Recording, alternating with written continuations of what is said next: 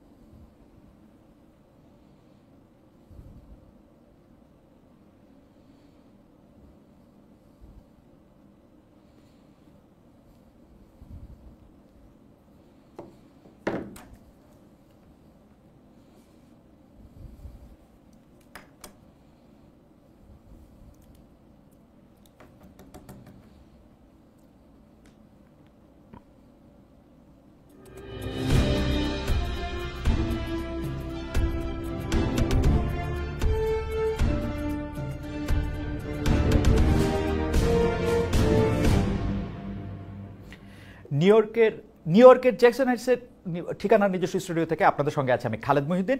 আমরা আজকে কথা বলতে চাই যে বাংলাদেশের সাংবাদিকতার পরিসর নিয়ে। বাংলাদেশের সাংবাদিকতার পরিসর কি ছোট হয়ে আসছে, ছোটই ছিল, ছোটই থাকলে ভালো হয়? কি হলে বাংলাদেশের সাংবাদিকতা একটি আদর্শ জায়গায় যেতে পারবে নাকি কখনোই একটি আদর্শ জায়গায় যেতে পারবে না? এগুলি নিয়ে কথা বলার জন্য আমাদের সঙ্গে এখন রয়েছেন বাংলাদেশ সংবাদ সংস্থা বাসসের ব্যবস্থাপনা পরিচালক ও প্রধান সম্পাদক বিশিষ্ট সাহিত্যিক জনাব মাহবুব মোর্শেদ। জনাব মাহবুব মোর্শেদ, আপনাকে আমাদের অনুষ্ঠানে স্বাগত জানাই। আপনি আমাদের সাথে যুক্ত হয়েছেন, আপনার ব্যস্ততার মধ্যে সেজন্য আমাদের শুভেচ্ছা ও কৃতজ্ঞতা জানবেন।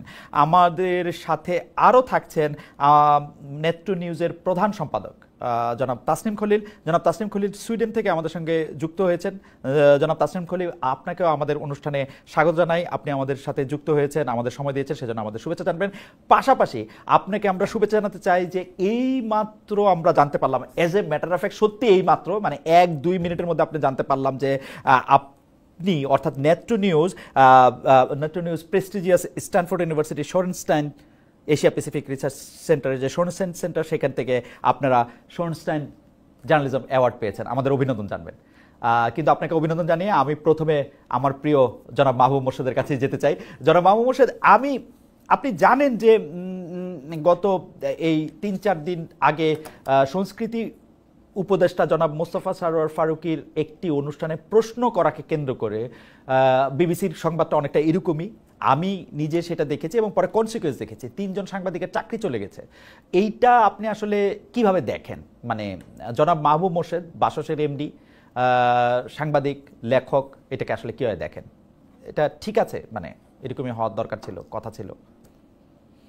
এখানে হলো কি, আমরা যদি মানে এইটা একটা যে সংস্কৃতি উপদেষ্টার সামনে তার যে প্রেস কনফারেন্স, সেখানে যে ঘটনাটা ঘটেছে, সেখানে আমরা নানাভাবে এই বিষয়টাকে দেখতে পারি। একটা হলো যে আমরা যখন এই প্রোগ্রামটা মানে এখন যে প্রেস কনফারেন্সটা ডাকা হলো, সেখানে সাংবাদিকরা যখন প্রশ্ন করছেন, আপনি নিজে রিপোর্টার ছিলেন, তাসনিম খলিলও রিপোর্টার ছিলেন, আমি সেই অর্থে রিপোর্টিং করিনি, কিন্তু আমরা একটা জিনিস জানি যে আপনি তখনই ওই প্রশ্নটা করবেন যেটা আপনি ছাপবেন বা আপনি দেখাবেন। এখন আমরা যখন দেখি যে সাংবাদিকরা প্রশ্ন করছেন, কিন্তু এইটা তার পত্রিকা বা তার টিভি বা তার মিডিয়ার যে পলিসি, সেটার সঙ্গে যাচ্ছে কিনা, তিনি অযথাই প্রশ্ন করছেন কিনা, বা প্রশ্নটার তার নিউজ ভ্যালুটা কোথায়, এটা কিন্তু একটা দিক এরকম আমরা বলতে পারি যে আসলে সাংবাদিক একজন উপদেষ্টার সঙ্গে যখন কিছু জরুরি বিষয়ে, কিছু মানে গুরুত্বপূর্ণ বিষয়ে যখন বাহাসে লিপ্ত হন, যখন তারা পরস্পরের সঙ্গে দ্বিমত করতে থাকেন, তখন আসলে কি সাংবাদিক এইটা নিউজ করার জন্য করছেন নাকি নিজের মতটা প্রতিষ্ঠিত করার জন্য করছেন, এটা আরেকটা দিক। এখন তৃতীয় যে দিকটা, সেটা হলো যে আমার কাছে যেটা মনে হয়, দ্বিতীয় দিকটা নিয়ে আমি একটু বলি যে একজন সাংবাদিকের কাজ কিন্তু বাহাস তৈরি করা না। তিনি কিন্তু এই নিউজটা উপদেষ্টার কাছ থেকে একটা নিউজের বিষয় নেবেন এবং সেটা তিনি নিউজ আকারে প্রকাশ করবেন। কিন্তু তিনি যখন মত মত প্রতিষ্ঠা করার জন্য যাচ্ছেন, তখন কিন্তু সাংবাদিক যে রিপোর্টার, তার ইভেন রিপোর্টার যদি তিনি নাও হন, তিনি যদি একজন কলামিস্ট হন বা তিনি যদি টক শোর একজন বক্তা হন, তাহলেও কিন্তু টক শোর যে ফরম্যাট, সেটার মধ্যে না ঢুকে, কিংবা তিনি যদি একটা কলাম লেখেন, সেই কলামের মধ্যে না ঢুকলে তিনি কিন্তু এই বাহাসটা করতে পারেন না, কিন্তু আমরা দেখছি যে তিনি করছেন। এখন এই প্রেক্ষাপটটা কেন এলো? এই প্রেক্ষাপটটা আসার ক্ষেত্রে আমার কাছে যেটা মনে হয়, জনাব মাহবুব মোর্শেদ, আমি কি একটু আপনাকে দুইটা তিনটা জিনিস একটু আপনার কাছ থেকে একটু ক্লারিফাই করতে পারি? প্রথম কথা হচ্ছে যে আপনি বলেছেন যে সাংবাদিকদের প্রশ্নটা তার এডিটোরিয়াল পলিসির সাথে সামঞ্জস্যপূর্ণ হতে হবে। আমি বলছি যে না, এটা হতে হবে না সাংবাদিকের প্রশ্ন। দুই নম্বর হচ্ছে নিউজ ভ্যালু অনুসারে তাকে প্রশ্ন করতে হবে। আমার মতামত হচ্ছে না, নিউজ ভ্যালু অনুসারে প্রশ্ন করতে হবে না তাকে। নিজের মত প্রতিষ্ঠিত করছেন কিনা, তার অবশ্যই নিজের ব্যক্তিমত প্রতিষ্ঠা করার যে কোনো সময় যে কোনোভাবে তার এটার অধিকার রয়েছে। বাহাস তৈরি করা বা কলামের মধ্যে গেলে না গেলে এই প্রশ্ন করা ঠিক হবে না, এর প্রত্যেকটি বিষয়ে আমার সাংঘাতিক দ্বিমত। আমি কোথাও এরকম শুনি নাই যে সাংবাদিক কি প্রশ্ন করবে সেইটা এডিটোরিয়াল পলিসি তাকে ঠিক করে দিয়ে তাকে সেখানে এটা পাঠাবে। কি ছাপবে, কি প্রকাশ করবে, সেটা আলাদা কথা, কিন্তু আলাদা গল্প। কিন্তু আপনি একটা সাংবাদিককে যদি একটা গাইড বই দিয়ে জনাব মোর্শেদ কোথাও পাঠান, আমি এটা শুনি নাই। আমি আমি আমি এটা কখনো শুনি নাই, কোনো টেক্সট বুকে দেখি নাই, কোথাও কোনো নিয়ম নীতি। আমি আমি আমি নিজেকে একজন এথিক্যাল জার্নালিস্ট মনে করি, আমি সবগুলি এথিক্স আমি আপ টু ডেট থাকতে চেষ্টা করি। আমি এরকম কখনো দেখি নাই জনাব মোর্শেদ, আই এম সরি। আচ্ছা খালেদ ভাই, আপনাকে একটা আমি প্রশ্ন করি উল্টো, যে আসলে কি আমরা যখন একটা প্রেস কনফারেন্স হয়, আসলে কি আপনাকে একটা প্রশ্ন করি যে কোনো মিডিয়ারই কি কোনো এডিটোরিয়াল পলিসি থাকে না? তার সাংবাদিকের কি কোনো মান্য কোনো আচার আচরণ থাকে না? আমি আপনাকে প্রশ্নটার উত্তরটা দেই, যদি আপনি আমার থেকে উত্তরটা চান। প্রথম কথা হচ্ছে অবশ্যই প্রতিটা মিডিয়া হাউসের নিজস্ব পলিসি থাকে, নিজস্ব হাউস রুল থাকে, এবং তারা তাদের পাঠকের কাছে, দর্শকের কাছে দায়বদ্ধ হিসাবে পাবলিক ইন্টারেস্টকে কর্নারস্টোন ধরে তারা অবশ্যই এটার মধ্যে নিউজ করে। কিন্তু একটা রিপোর্টারকে যখন কোথাও পাঠানো হয়, সেই রিপোর্টারকে তার এডিটোরিয়াল পলিসি অনুসারে প্রশ্ন করতে হবে, এবং সেই এডিটোরিয়াল পলিসিটা হচ্ছে ঠিক এরকম যে এই প্রশ্ন মোস্তফা সরোয়ার ফারুকীকে করা যাবে না, এইটা দেওয়া অ্যাবসার্ড, ইম্পসিবল। আচ্ছা খালেদ ভাই, আমি আরেকটা প্রশ্ন করি আপনাকে, সেটা হলো যে মোস্তফা সরোয়ার ফারুকী যে প্রেস কনফারেন্সটি করছিলেন, সেটার উদ্দেশ্যটা কি ছিল? আপনি তো দেখেছেন। আমি আমি আমি আমি আমি মাহবুব মোর্শেদ ভাই, আমি আসলে আপনাকে শুনতে এসেছি, দর্শকরা আপনাকেই শুনতে চায়, আমাকে না। কিন্তু তারপর আমি বলি, প্রেস কনফারেন্সের উদ্দেশ্য যাই হোক, আমি একটা বাংলাদেশের কোনো একটা গুরুত্বপূর্ণ চেয়ারে প্রতিষ্ঠিত কাউকে আমি যে কোনো জায়গায় পাই, উনি যদি আমাকে অন রেকর্ড আমার ক্যামেরা খুলতে আমার সামনে অনুমতি দেন, আমি তাকে যে কোনো সময় যে কোনো অবস্থায় যে কোনো প্রশ্ন করতে পারি। এটা হচ্ছে আমার আন্ডারস্ট্যান্ডিং অ্যাবাউট জার্নালিজম। খালেদ ভাই, আমি যদি আপনাকে প্রশ্ন করি, এই প্রশ্নটার একটা, এই প্রেস কনফারেন্সের তো একটা পারপাস ছিল। আপনি ধরেন আমাদের যেটা মানে একটা কাস্টম থাকে, যে আমি যে কারণে আপনার বাসায় রাতে গিয়েছি, আমাকে আপনি রাতের খাবার সেখানে খেতে ডেকেছেন, আমি কি আপনাকে ওখানে অন্য কিছু আরেকটা আপনার যেটা প্রসঙ্গ না, আপনার যেটা প্রস্তুতি নেই, সেরকম একটা দাবি করতে পারি? বা ধরেন আমি উদাহরণ দেই, ধরেন প্রফেসর ডক্টর মোহাম্মদ ইউনূস কাতার ঘুরে এসেছেন, এবং তিনি সংবাদ সম্মেলনটা করছেন যে কাতারে তার সফর নিয়ে। আমি অবশ্যই তারে প্রশ্ন করতে পারি, রোহিঙ্গাদের করিডোর কেন দিলেন? এই প্রস্তুতিটা থাকতে হবে উনার, দ্যাটস ওয়াই উনি ডক্টর মোহাম্মদ ইউনূস, এবং এখন সরকার প্রধান হিসেবে বসছেন। সংস্কৃতি উপদেষ্টার এই, এবং আপনি খেয়াল করে দেখবেন, আমি জনাব মোস্তফা সরোয়ার ফারুকীকে অনেক বাহবা দেই, তিনি কিন্তু ওই প্রশ্ন, উদ্দেশ্য, বিদেহ যাই থাকুক না কেন, মারাত্মক ভালো সামলেছেন, তিনি ভালো পারফরমেন্স করেছেন, তিনি ভালোভাবে এটা করেছেন। আমি কিন্তু তাকে বড় ভালো পয়েন্ট দিব যে তিনি সাংবাদিকদের ভালো সামলেছেন এবং উপযুক্ত উত্তরও দিয়েছেন। উপযুক্ত কিনা সেটা অন্য কথা, ভালো উত্তর দিয়েছেন। আচ্ছা, ভালো উত্তর দিয়েছেন, ঠিক আছে, কিন্তু আপনার কি মনে হয় যে উনি কিন্তু ওই প্রেস কনফারেন্সের ডিটেইলটা যদি আপনি পড়েন, ওখানে কিন্তু উনি বলছেন যে প্রেস কনফারেন্স কেন ডাকলাম, আপনারা এটাকে কোন দিকে নিয়ে না, এটা আমি উনার থেকে একটু সাংবাদিকতা উনি জানবেন এটা আমি আশা করি না। উনি প্রেস কনফারেন্স যে কারণেই ডাকুক, আমি ওনাকে যে কোনো প্রশ্ন করতে পারি। মোর্শেদ ভাই, আপনি এটা চেক করে দেখতে পারেন। এইটা সারা পৃথিবীর সাংবাদিকরা যে কোনো সময় যে কোনো জায়গায় যে কোনো লোককে পাবে। উনি যদি অফ দ্য রেকর্ডের শিলটা না নেন, তাহলে উনি এই প্রশ্ন তাকে করতে পারবেন। আচ্ছা খালেদ ভাই, আপনি তো অনেক জি সাউন্ড মনে হয় চলে গেছে। না, আচ্ছা, আমি শুনতে পাচ্ছি। আচ্ছা, আমি একটু প্রশ্ন করি আপনাকে। সেটা হলো, আপনি তো অনেক দিন ধরে সাংবাদিকতা করছেন এবং অনেক বড় বড় জায়গায় আপনি সাংবাদিকতা করেছেন। যে কোনো জায়গায়, যে কোনো পরিস্থিতিতে যে কাউকে যে কোনো প্রশ্ন করা যায়, এই বিষয়ে কিছু উদ্ধৃতি আপনি কি আমাদের দিতে পারেন? না, আমি আমি মুখস্থ উদ্ধৃতি দিতে পারবো না, কিন্তু আমার কাছে আমি আপনাকে নিশ্চয়তা মানে দিয়ে বলতেছি, আমি কোনো আপনাকে নিশ্চয়তা দিয়ে বলতেছি কোথাও মাহবুব হোসেন ভাই, আমি উদ্ধৃতি মুখস্থ করে আসি না, আমি আপনাকে নিশ্চয়তা দিয়ে বলতেছি। আপনি আমাকে বলছেন তো, আমি অনেক জায়গায় বড় ছোট আমি মানি না আচ্ছা সাংবাদিকতা। মাহবুব, আমি যদি আপনাকে একটা প্রশ্ন করি, আপনি তো বাসসের সম্পাদক, প্রধান সম্পাদক। বাসসে কি আপনাদের এমন কোনো নীতি আছে যেখানে আপনারা আপনাদের সাংবাদিকদেরকে গাইডেন্স দিয়ে রাখেন যে এই প্রশ্নগুলো করা যাবে না? না, আসলে কি, মানে আমি যেটা আর্গুমেন্টের যে জায়গাটায় আসতে না, আমি চাচ্ছি। আর্গুমেন্টে যাচ্ছি না, আমি জাস্ট জি, একটা factual information. You as the chief editor of Bangladesh Sangbad Sangstha বা জি। Managing editor, right? আমি জানতে চাচ্ছি যে বাংলাদেশ সংবাদ সংস্থার সাংবাদিকরা কোন প্রশ্নগুলা করতে পারবে না, এমন কোন নীতি কথা কি আপনারা লিখিত কোথাও রেখেছেন কি? না, এরকম নীতিমালা নাই। মানে এডিটোরিয়াল পলিসি আপনার নিজের, আপনাদের নিজেদের কোনো রিটেন পলিসি নাই যে আপনাদের সাংবাদিকরা এই প্রশ্ন করতে পারবে না?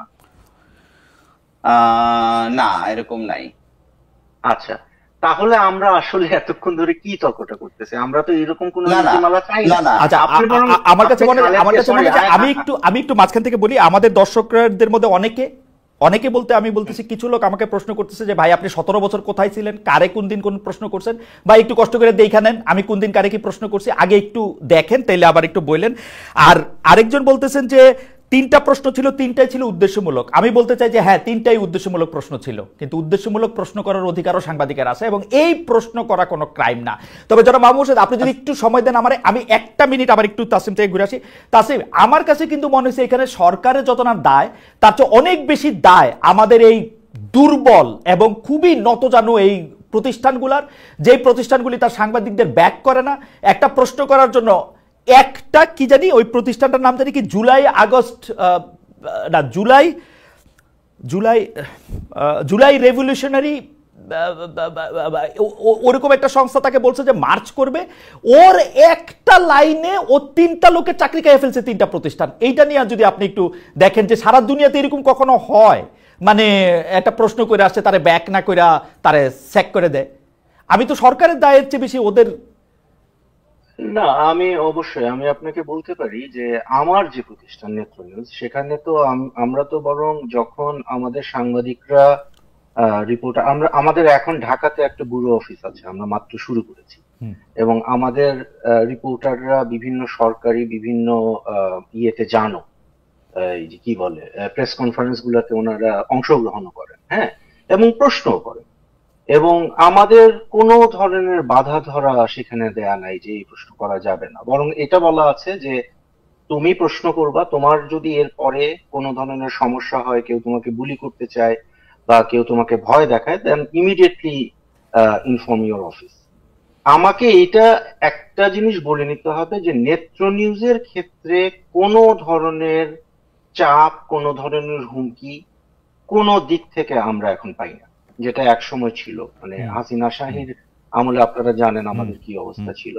বরং বর্তমান সরকারের পক্ষ থেকে মানে সঠিক কি বলে আপনার প্রপার ওয়েতে আমরা যদি ওনাদের কাছে কিছু চাই, ফর এক্সাম্পল একটা ইন্টারভিউ চাই বা একটা কমেন্ট চাই, ওনারা যথেষ্ট চেষ্টা করেন। আবার অনেক সময় হয় যে ওনাদের জন্য অনেক বিব্রতকর হয় একটা প্রশ্ন উত্তর দেওয়া। আমি পুরা ডিটেলসে যাচ্ছি না, আমি কয়েকদিন আগে আমার একজন রিপোর্টারকে পাঠালাম, অত্যন্ত প্রভাবশালী সরকারের একজন কর্মকর্তা, আমি সঙ্গত কারণে নাম বলছি না, আমি আমার রিপোর্টারকে পাঠালাম যে তুমি ওইখানে যাবা এবং ভাইকে এই এই জায়গায় দাঁড়ায় থাকবা, এবং উনি যদি তোমার প্রশ্ন যতক্ষণ উত্তর দিবে না ততক্ষণ তুমি নড়বা না। পরে সে আমাকে বলল যে উনি, মানে বলতে গেলে উনি বলছে যে না আমি এটা নিয়ে কমেন্ট করবো না বলে উনি প্রায় দৌড়ায় চলে গেছে। হ্যাঁ, কিন্তু I am not going to penalise my reporter for doing his job. হ্যাঁ, যার সাথে এই ঘটনাটা ঘটছে ওনার সাথে আমার অসম্ভব ভালো ব্যক্তিগত, মানে আমি ঢাকায় গেলে ওনার সাথে মানে রাত জেগে আড্ডা দিই এরকম। কিন্তু আমি কিন্তু এই জিনিসটা কখনোই আমার রিপোর্টারকে বলবো না যে তুমি প্রশ্ন করতে পারবা না। তো আপনি খুব ভালো একটা জায়গায় এখানে হাত দিলেন। এবং মাহবুবের ব্যাপারে আমি একটু মন খারাপ হলো যে মাহবুব মোর্শেদ কিন্তু মানে যেভাবে জিনিসটাকে ডিফেন্ড করার চেষ্টা করেছেন, মনে হচ্ছে যে মানে সরকার হয়তো কোনো একভাবে বা সরকারি যেহেতু মানে বাংলাদেশ সংবাদ সংস্থা এখনো রাষ্ট্রীয় সংবাদ সংস্থা, হয়তো সরকার চেষ্টা করতেছে বলার যে সব প্রশ্ন করা যায় না। আমি কিন্তু বাংলাদেশ সরকারের কাছ থেকে এমন কোনো কিছু এখন পর্যন্ত দেখিনি।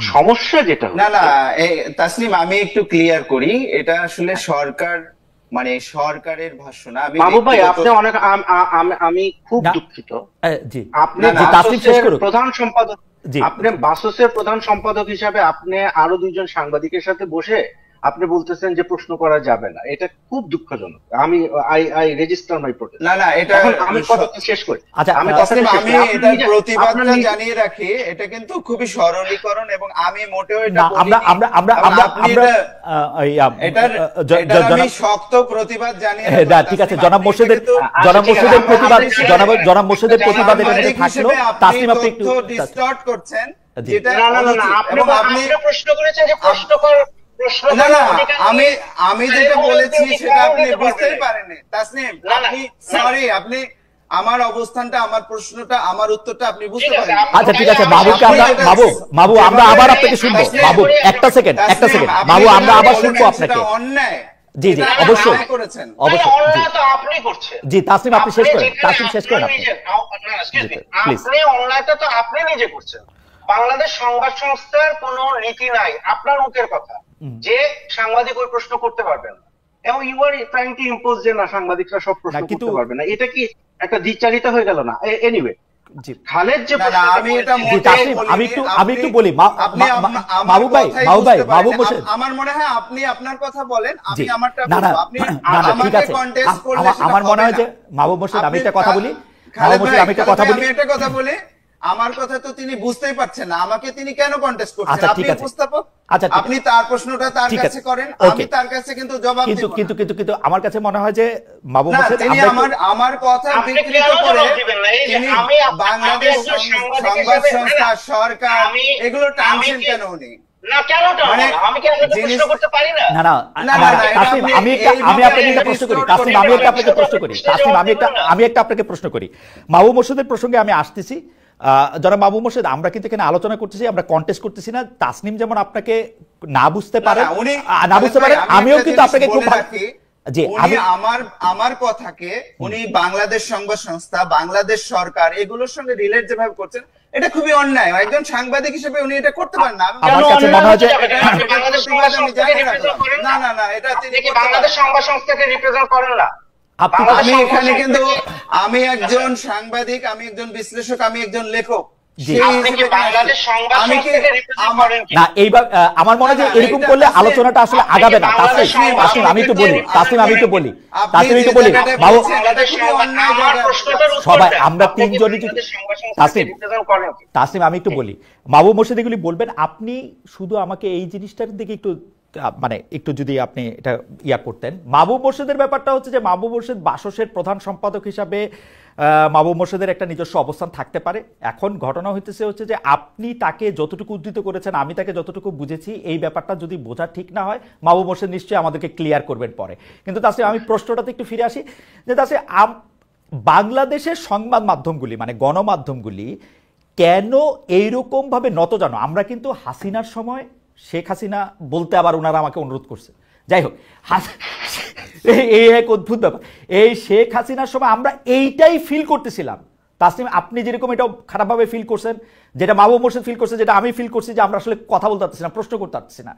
এখন কেউ কেউ আমাদের দর্শকরা যে বলতেছেন যে তার প্রশ্ন করার উদ্দেশ্য খারাপ ছিল, তো হাসিনা তো পুরাটা সংবাদ মাধ্যমে গিলা খাইয়াও তার উদ্দেশ্যে সফল হতে পারে না। একটা দুইটা সাংবাদিককে প্রশ্ন করলে এই পুরাটা ভিত, পুরাটা প্রতিষ্ঠান কেন কাইপা ওঠে? ওদের দুর্বলতাটা কোন জায়গায়, এটা যদি একটু বলতেন। যে মানে ওদেরকে কি সরকার ভয় দেখায়? প্রথম কথা হলো যে আমি মনে করি না যে বর্তমান সরকার থেকে এই ধরনের কোনো পদক্ষেপ নেওয়া হয় যে সাংবাদিকদেরকে ভয় দেখানো হবে। এটা সরকারের নীতি বলে আমার কাছে মনে হয় না। এবং আমি প্রথমে শুরুই করছি যে আমার নিজের প্রতিষ্ঠানে আমি কোনো ধরনের হুমকি, ভয়ভীতি, চাপ কোনো কিছু আমাকে ফেস করতে হয় নাই, আমার রিপোর্টারদেরকে ফেস করতে হয়। কিন্তু বর্তমানে আমি যেটা দেখতেছি, এবং even I mean if you go back to the press conference you are talking about, যে মানুষটাকে প্রশ্ন করা হলো, হ্যাঁ, যে মানুষটাকে প্রশ্ন করা হলো মানে ফারুকী সাহেবকে প্রশ্ন করা হলো। ইনফ্যাক্ট আমি যখন ঢাকায় ছিলাম, ফারুকী সাহেব নিজে আমাকে এবং আমার টিমকে গণভবন ঘুরিয়ে দেখিয়েছেন, এবং তার সাথে সাংবাদিকদের কি ধরনের সুসম্পর্ক এটা মোটামুটি মানে জানা কথা, রাইট? এবং তিনি কিন্তু অফেন্ডেডও হন নাই, তিনি কিন্তু বলেনও নাই যে আমাকে এই প্রশ্নটা করা যাবে, রাইট। জিনিসটা কি হয়েছে? জিনিসটা হয়েছে যে এখানে সরকারের বাইরে একটা মব ফর্ম করতেছে, এবং সেই মব বলতেছে যে এই 3 সাংবাদিক এরা দালাল টালাল এগুলা প্রশ্ন করতে পারবে না, বা whatever, they come up with their own theories, এবং তারপরে সেটার প্রেক্ষিতে ওই সংবাদ সংস্থা যেটা আছে সেটা তাদের চাকরি নষ্ট করে ফেলতেছে। এখন আমরা যখন সংবাদ মাধ্যমের বা সাংবাদিকতার স্বাধীনতার কথা বলি, এটা কিন্তু আমাদেরকে মনে রাখতে হবে যে আমরা শুধুমাত্র এটা সরকারের এগেনস্টে এই রাইটটা দাবি করি না, আমরা প্রতিষ্ঠানের এগেনস্টে এই রাইটটা দাবি করি। মানে নেত্র নিউজের একজন সাংবাদিকের সাংবাদিকতা করার অধিকার সর্বপ্রথম আপহোল্ড করতে হবে নেত্র নিউজকে। এরপরে আমি সুইডিশ সরকারের কাছে যাই, বা এরপরে আমি বাংলাদেশ সরকারের কাছে যাই, সরকারের কাছে আমি যাব পরে, আগে আমি আমার নিজের প্রতিষ্ঠানের যে নীতিটা আছে সেটা আমাকে আগে ঠিক করতে হবে। তো এইখানে আপনি যদি দেখেন যে যাদেরকে চাকরিচ্যুত করা হয়েছে তাদের যে টার্মিনেশন লেটার গুলো এসেছে, একটা ইন্টারেস্টিং জিনিস খেয়াল করে দেখবেন, কোথাও কিন্তু বলা হয় নাই যে নীতিমালার অমুক ধারাটা আপনি ভঙ্গ করেছেন, দেখেছেন এটা? মানে নাই কিনা? নাই। এবং বাংলাদেশে আমি যেটা শুনছি, এবং মাহবুব ভাইকে কিন্তু আমি এই প্রশ্নটা এই কারণে করছিলাম, ওনাকে খোঁচানোর জন্য না, বা উনি খুব রেগে গেছে যে আমি ওনার সাথে কন্টেস্ট করে অন্যায় করে ফেলছি, it shows A sort of intolerance. আমার জানার একেবারে একাডেমিক একটা আগ্রহ ছিল যে বাসসের মতো একটা সংবাদ সংস্থার নীতিমালা এখানে কি বলে। আমার কাছে মনে হয় যে জনাব খলিল, আমরা আসলে বিবিসি প্রডিউসার্স গাইডলাইন বলে একটা জিনিস আমরা দেখি, এপির এরকম একটা নোটবুক আছে। আমি যতদূর জানি যে প্রথম আলো তাদের সাংবাদিকদেরকে দেখানোর জন্য, মানে আমি যখন প্রথম আলোতে কাজ করতাম তখন থেকে এটা কাজ শুরু করেছিল, তারপরে এটা অনেক আগে গেছে, তারাও একটা এরকম একটা হ্যান্ডবুক বা নোটবুক বানাইছে, কিন্তু এটা নিয়ে প্রশ্ন করে নিয়ে কি আছে সেটা আমি এখনো জানি না। তবে আমি একটু জনাব মাহবুব মোর্শেদের কাছে যাই। জনাব মাহবুব মোর্শেদ, আপনি পার্সোনালি নিবেন না, আমি শুধু আপনার ফেসবুক যে লাইভে আপনি যা লিখছেন তা থেকে আমি আপনাকে একটু উদ্ধৃত করি। আপনি সেখানের মধ্যে লিখছেন যে সংস্কৃত উপদেষ্টা সাংবাদিক সম্মেলন আমি লাইভ দেখেছি, সাংবাদিক হিসেবে আমি বুঝেছি এখানে উপস্থিত কয়েকজন সাংবাদিক সলা পরামর্শ করে মপ করতে গিয়েছে, তারা মোস্তফা সরোয়ার ফারুকীকে নানা প্রশ্ন করে ক্যামেরার সামনে কাবু করতে চেয়েছিলেন। আমি শুধু এই কথাটা বলতে চাই যে আপনার কাছে কি মনে হয় যে তারা মপ করতে সেখানে গিয়েছিলেন, মানে আপনি যা লিখেছেন সেইটা আপনি মনে করেন কিনা? আরেকটা ফেসবুক ইয়েতে বলেছেন যে আপনি আরেকটা ফেসবুক পোস্টে বলেছেন ওই ঘটনার পরপরই যে শেখ হাসিনার মাফিয়াতন্ত্রের তল্পি বাহক ও সক্রিয় সহযোগী সাংবাদিকরা মুখ খুলতে শুরু করেছেন। এটার মাফ করবেন, এটা আর বিস্ময়কর সংবাদ নয়। আমার কথা হচ্ছে, আমি আপনার এই 3 লাইনের সাথে ওই 3 লাইনের সাথে একমত পোষণ করেও আমি বলতে চাই, যদি করেও তাতে কি অসুবিধা? শেখ হাসিনা তার পুরো মিডিয়া ইন্ডাস্ট্রিজে গিলা খায়া পকেটে রাইখাও কিন্তু এইটা মুখ বন্ধ করতে পারে না। আমরা এটা প্রতিবাদ করছি। 3 জন সাংবাদিক যদি মনে করে যে তারা শেখ হাসিনার সমর্থক বা তারা এটা করতে পারবে, লেট ইট বি। জনগণ কোনটা বাইছা নেয় কোনটা বাইছা নেয় না সেটা তো আমরা তাদের দেখতে দিতে পারতে হবে। এটার মধ্যে মানে আপনার অবস্থানটা আমরা একটু শুনতে চাই, জানতে চাই, এবং দর্শকদের একটু বলে দিতে চাই যারা মাহবুব মোর্শেদকে চেনেন জানেন, তারা জানেন আমরাও মনে করি। তাসনিম কি মনে করেন আমি জানি না, আমি মনে করি না যে বাসসের এমডি মাহবুব মোর্শেদের একমাত্র পরিচয়। আমি মনে করি মাহবুব মোর্শেদ একজন অধিকারের চ্যাম্পিয়ন, মাহবুব মোর্শেদ একজন মানুষের কথা বলার, মানুষের অধিকারের কথা তিনি বলে আসছেন গত অনেক বছর ধরে, এবং এর জন্য তাকে অনেক হেনস্থাও হইতে হয়েছে। আমি যদি বলি যে 2-1 বার তাকে পেশাগত জায়গা ছেড়ে যেতে হয়েছে এই কারণেও। সেই জায়গা থেকে আমাদের একটা প্রশ্ন, যারা মাহবুব মোর্শেদ প্রশ্ন করলে কি অসুবিধা? আমরা তাদের চিনলাম। আচ্ছা খালেদ ভাই, আপনাকে অনেক ধন্যবাদ। এখানে আমি তাসনিমের ক্ষেত্রে যেটা বলেছি, তাসনিমের সঙ্গে যেটা আমি দ্বিমত পোষণ করেছি, সেই জায়গাটা হলো যে আমি মানে তাসনিম কোন জায়গায় আসছেন যে আমি বাংলাদেশ সংবাদ সংস্থার প্রধান সম্পাদক এবং এমডি, সেই জায়গাটা ধরে এবং সরকারের অবস্থান কি না, এটা আমি মনে করি যে জিনিসটা হলো কি, আপনি যখন একজন বক্তাকে এই জায়গায় নিয়ে আসবেন তখন কিন্তু এটা তার একটা সীমাবদ্ধ অবস্থান তৈরি করে। আমি এখানে আর একজন ফ্রি জার্নালিস্ট না বা ফ্রি একজন সাহিত্যিক বা বিশ্লেষক কিন্তু আর থাকতে পারি না। তাসনিম বলছেন যে সরকারের অবস্থানটা তিনি আগেই জানেন, আমি যা বলছি সেটা সেটা কি সরকারের অবস্থান কি না। মানে তিনি আমাকে কিন্তু জিনিসটা যেটা করছেন, উনি একটা অবৈধ প্রশ্ন এখানে উত্থাপন করছেন যে আমি এখানে তাহলে একটা নির্ধারণ করে দিতে হবে আপনাকে, আমি এখানে মাহবুব মোর্শেদ হিসেবে কথা বলছি নাকি বাসসের এমডি হিসেবে কথা বলছি না সরকারের একজন প্রতিনিধি হিসেবে কথা বলছি। আমি একটু মাঝখান থেকে বলি, আমি একটু মাঝখান থেকে বলি মাহবুব মোর্শেদ ভাই, আপনি চাইলেও এখন আর শুধু মাহবুব মোর্শেদ হিসেবে কথা বলতে পারবেন না, আপনি বাসসের এমডি, আপনাকে থাকতেই হবে। অবশ্যই আপনি আমাকে ওই অবস্থানে ঠেলে দিতে পারেন, জি, কিন্তু আমি যখন আমার ব্যক্তিগত মতামত দিচ্ছি বা বিশ্লেষণ করছি, আমি কিন্তু আমি কোনো মতামত দেইনি, আমি পাল্টা প্রশ্ন করেছি আপনাকে কয়েকটা, আমি কিন্তু নিজের মতামত এই আগের সেশনে দেইনি। কিন্তু তাসলিম অবৈধভাবে আমাকে টেনেছেন ওইদিকে, তিনি সরকারের অবস্থান জানেন, জেনে আমাকে কিন্তু ওই অবস্থানটা উনি কনফার্ম করতে বলছেন যে সরকার তো প্রশ্ন করার ক্ষেত্রে বাধা দিচ্ছে না, আপনি কেন প্রশ্ন করাকে প্রশ্ন করছেন। মানে তাসনিম কিন্তু এখানে একটা অবৈধ একটা প্রশ্ন এই বিষয়টাকে অ্যানালজি টানতে চেষ্টা করেছেন, যেটার তীব্র প্রতিবাদ আমি জানিয়ে রাখলাম। দ্বিতীয় যে প্রশ্নটা সেটা হলো যে আপনি যে আমার 2 স্ট্যাটাসের উদ্ধৃতি দিয়েছেন, এখন আপনি প্রশ্ন করতে পারেন বা তাসনিম প্রশ্ন করতে পারে এটা কি সরকারের অবস্থান? না, এটা সরকারের অবস্থান না। আমি ব্যক্তিগত আমার যে ফেসবুকে সেখানে আমি মত প্রকাশ করেছি, কিন্তু আমি এটা ডেলিভারেটলি মনে করি যে শেখ হাসিনা বাংলাদেশে যে মিডিয়া ব্যবস্থা গড়ে তুলেছিল, যে ফ্যাসিস্ট রেজিম যে মিডিয়া ব্যবস্থার সমর্থনে কায়েম করেছিল, সেই মিডিয়া ব্যবস্থা এখনো অব্যাহত আছে এবং তারা এই ফ্যাসিস্ট রেজিমের পক্ষেই সম্মতি উৎপাদন করে চলেছে এবং তার পক্ষেই নিউজ এবং মতামত উৎপাদন করে চলেছে এবং এইটার কোনো পরিবর্তন। আমি একটা কথা বলি, আপনি আপনি আপনি কিন্তু বিষয়টাকে অনেক বড় একটা মাঠে নিয়ে চলে গেছেন, কিন্তু আমার তারপরেও প্রশ্ন, যদি তাও হয় যে ফেসিস্ট একটা সম্মতি উৎপাদন করতে তারা চাইতেছেন, এটা আপনি বাধা দিয়ে ঠেকাবেন? মানে আপনি আইন করবেন যে না এটা করা যাবে না? খালেদ ভাই, বড় মাঠে নিয়ে যাওয়া কি মানা আছে? না, মানা নাই, মানা নাই। আমি প্রশংসা করেই বললাম মানা নাই। আমি বলতেছি যে আপনি এটা কি ঠেকাবেন আইন করে? জিনিসটাকে খালেদ ভাই, আপনি জিনিসটাকে ছোট মাঠে রাখতে চাইছেন। না, আমি রাখতে চাইছি না, আমি বলতেছি আপনি নিয়ে গেছেন। তাহলে আমি বড় মাঠে গেলে আপনার অসুবিধা? আমি তো অসুবিধার কথা বলি নাই রে ভাই, আমি আপনাকে বলছি যে আপনি বড় মাঠে নিয়ে গেছেন, এখন আপনি জবাব দেন যে আপনি এটা আইন করে নিষিদ্ধ করতে চান কিনা, যে না ফেসিবাদের পক্ষে শেখ হাসিনার পক্ষে যায় এরকম কোন প্রশ্ন কোন সাংবাদিকরা করতে পারবে না, এটা কি আপনি আইন চান?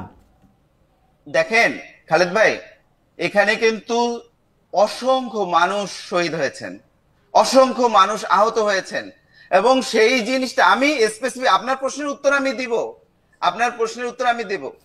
অসংখ্য মানুষ শহীদ হয়েছেন, অসংখ্য মানুষ আহত হয়েছেন। এখানে একটা 15.5 বছরের একটা রেজিম অতিক্রম করে আমরা এসেছি এবং আমাদের কিন্তু কথা বলার কোনো স্বাধীনতা ছিল না, আমাদের মানবাধিকার ছিল না। আপনারা সবাই এটার ভিকটিম, অনেকেই ভিকটিম, আপনাদের বাইরেও অনেকে ভিকটিম। আপনি এখন কি 5 আগস্টের পরে এখনো বিচার প্রক্রিয়াটা শেষ হলো না, আপনি আওয়ামী লীগের ব্যাপারে কোনো সিদ্ধান্ত গ্রহণ করতে পারলেন না। আওয়ামী লীগের মধ্যে কোনো অনুশোচনা বোধ, কোনো দুঃখ বোধ কিচ্ছু নাই। আপনি এখন আওয়ামী লীগের যে যারা আওয়ামী লীগের পক্ষে সেই কাজগুলো করত, সাংবাদিকতা করত, নানান ধরনের প্রক্রিয়ার সঙ্গে জড়িত ছিল, তাকে আপনি ছেড়ে দিলেন। সমাজটা কি আমি ছেড়ে দিব মাহবুব ভাই, আমি ছেড়ে দিব। আপনি এখন আমার জবাব দেন, আপনি তাদের ছেড়ে না দেওয়ার আইন চান কিনা? আমি তাদের ছেড়ে দিব। আপনি তাদের ছেড়ে না দেওয়ার আইন চান কিনা? সাংবাদিকদের আমি ছেড়ে দিব। সাংবাদিকরা যদি ক্রাইম না করে আমি সাংবাদিকতা নিয়ে কোনো প্রশ্ন তুলব না। সাংবাদিকরা যদি ক্রাইমের সাথে যে জড়িত তাকে আটকাবো। সাংবাদিকের বিরুদ্ধে হত্যা মামলার পক্ষে আমি না। খালেদ ভাই, একটা ফ্যাসিস্ট রেজিমের পক্ষে দাঁড়ানো, একটা হত্যাকারীর পক্ষে দাঁড়ানো, এর চেয়ে বড় অপরাধ আর কি হতে পারে? আপনি তার বিরুদ্ধে মামলা করেন, ফেসিস্টের পক্ষে দাঁড়ায় এসে কি করছে তার বিরুদ্ধে মামলা করেন, কিন্তু সাংবাদিকতা করতে গিয়ে তার প্রশ্ন করতে পারবেন না। এইটা ভাই আপনি আমারে প্রশ্ন করছেন, আমি জবাব দিছি, আপনি এখন আমার জবাবটা দেন। আমি কইছি আমি ছেড়ে দিব, এটা এই রিস্ক নিয়েই কইছি। এই যে 50 জন আমাকে গালি দেওয়া শুরু করছে যে আমি ফেসিবাদের পক্ষে দাঁড়াই গেছি। আপনি উত্তর দেন এখন আমারে। শেখ হাসিনা ফ্যাসিস্ট, আপনি এইটার আইন চান কিনা বলেন? আমি বাংলাদেশ আইনের প্রতি শ্রদ্ধাশীল, আপনি আইন করেন যে শেখ হাসিনার পক্ষে যায় এরকম কোন প্রশ্ন কোন সাংবাদিক করতে পারবে না, আমি এটার পক্ষে আছি, আপনি আইন করেন। খালেদ ভাই, আপনি তো আইনের ছাত্র। আমি আইনের এখানে ছাত্র না, হলো আমি আইন সাংবাদিকতার না, ছাত্র। আইন না, আইন না, এটার বিচার হচ্ছে, এটার বিচার প্রক্রিয়া অব্যাহত আছে এবং এই বিচার প্রক্রিয়াটা চলছে। জি এটার ভাই, জন্য আইন করতে হবে না, এখানে বিচার করলেই যথেষ্ট। এবং আমরা কি মনে করি, করতে আমি হবে মানে বারবার এই আপনি কি কথাটা করতে হবে বলেছি। বলে দেন মাহবুব ভাই, আপনি কি করতে হবে বলে দেন। আমি কালকে আমার রিপোর্টারে যে পাঠামো ফারুকের কাছে, আমি কি প্রশ্ন করতে পারবো না এটা আপনি আমারে বলে দেন। আপনি আমার আপনি তো নির্বাহী বললেন আদেশে যে এটা বলে দেন, আমি এই প্রশ্ন করবো না তাহলে। আর আপনি যদি এখন আমারে কন যে আমি ফারুকের এই প্রশ্ন করবো যে ফারুকি ভাই আপনি এইটা করছেন কি এইটার জন্য, আমার রিপোর্টার এই প্রশ্ন করবো, এর লেগে আপনি আমি ফেসিবাদের দোষর হয়ে যাবো, এই রিস্ক নিতে আমি রাজি আছি। আপনি কন আমারে ফেসিবাদের দোষর। খালেদ ভাই, আপনি তো বললেন যে পৃথিবীর বিখ্যাত বিখ্যাত সব সাংবাদিকরা বিভিন্ন বইয়ে বিভিন্ন জায়গায় লিখেছে, যে কোনো জায়গায় যে কাউকে যে কোনো পরিস্থিতিতে যে কোনো প্রশ্ন করা জি যায়। জি, মনে করি তো, হ্যাঁ, মনে করি তো। এখন আমি তো এটা মনে করি না। আমি তো মনে করি যে আপনি যখন রাস্তা দিয়ে হাঁটছেন, আপনি যখন একটা প্রাইভেট ইয়েতে আছেন, তখন প্রশ্ন করা যায় না।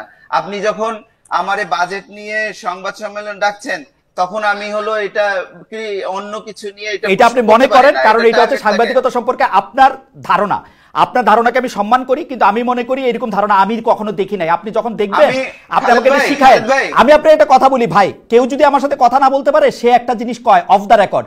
আমি অন রেকর্ড বলতেছি, আপনার উপদেষ্টা পরিষদে এখনো 8 জন উপদেষ্টা আছে যারা আমার সাথে অফ দ্য রেকর্ড এমন অনেক কিছু বলছে যেটা আমি বললে এখন অনেক রকম ঝামেলা হবে, আমি এটা জীবনে বলবো না, অন মাই ডেড বডি। কিন্তু আমি ক্যামেরা খোলার পরে উনি যা বলবে আমি সবকিছু ছাপানোর অধিকার রাখি। হ্যাঁ, আপনি অবশ্যই সবকিছু ছাপানোর ইয়ে করেন। আমি যেটা দেখতে পাচ্ছি সেটা হলো যে আমি যদিও বাসসের এমডি এবং প্রধান সম্পাদক, কিন্তু জিনিসটা হলো যে আম, আপনাদের কথা শুনে যেটা বুঝতে পারছি যে উপদেষ্টাদের সঙ্গে সরকারের নীতি বিষয়ে আপনারা আমার চেয়ে বেশি ওয়াকিবহাল এবং বেশি হলো এটার সাথে involved। এটা কখন ফলে বললাম মাহবুব ভাই আমরা? এটা আপনি মাহবুব ভাই আমরা বললেন কখন বললাম? আমি 8 জন। বললাম যে আপনার যেমন উপদেষ্টা পরিষদে অন্তত 8 জন বললেন। উপদেষ্টা আমার সাথে অফ দ্য রেকর্ড অনেকগুলি কথা বলছে, এটা আমি আচ্ছা, জীবনে ছাপাবো না। খালেদ ভাই, সেটা তার তাসনিম ব্যক্তিগত বললেন কথাও হইতে পারে, সরকারের নীতি। সরকার নিয়েও তো না হইতে পারে।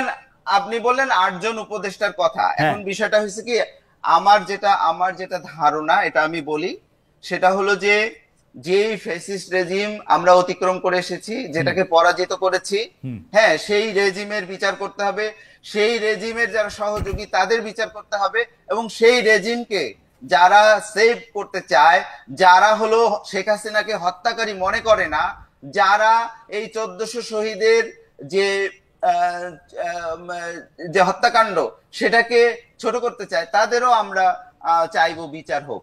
এটা আমার একজন, আমি সাংবাদিক হিসেবে বলেন, লেখক হিসেবে বলেন, অ্যাক্টিভিস্ট হিসেবে বলেন, এটা আমার অবস্থান। আচ্ছা আমি এখানে বলি, আপনি আমি বলি মাহবুব ভাই সিরিয়াসলি, আপনাকে ওই সাংবাদিক যখন ওকে প্রশ্ন করছে যে আমি কি জানি 1400 আপনি কেন এরকম করে বলতেছেন বিচার হওয়ার আগে, আমি প্রশ্নটাকে ভালো প্রশ্ন মনে করি না, আবারও বলি একটু টিকা দিয়া।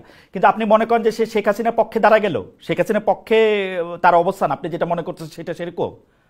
আপনি বিডি নিউজে ডিটেইল আছে, বিবিসি তে আমি ডিটেইল তো আছে, ডিটেল পড়ছি ভাই।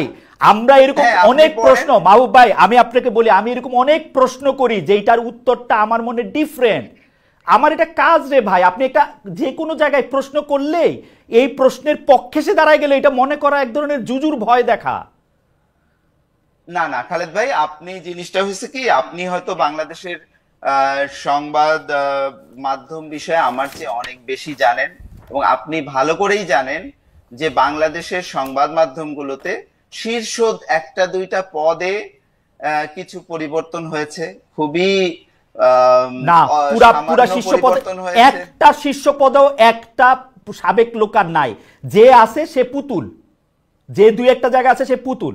সবগুলি আচ্ছা, পদে এখন আওয়ামী লীগের যারা চর্বচস্য লজ্জ পেয়েও পাওয়া ছিল তাদের কেউ নাই এখন, সত্যি নাই, আমি দায়িত্ব নিয়ে করছি, কেউ নাই।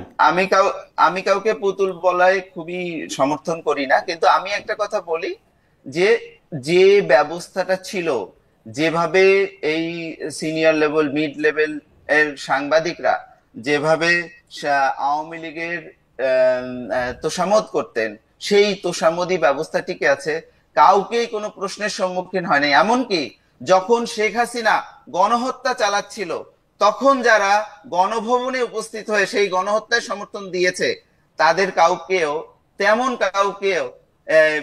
কোনো আইনগত বা সামাজিকভাবে কোনো প্রশ্নের সম্মুখীন হতে হয়নি।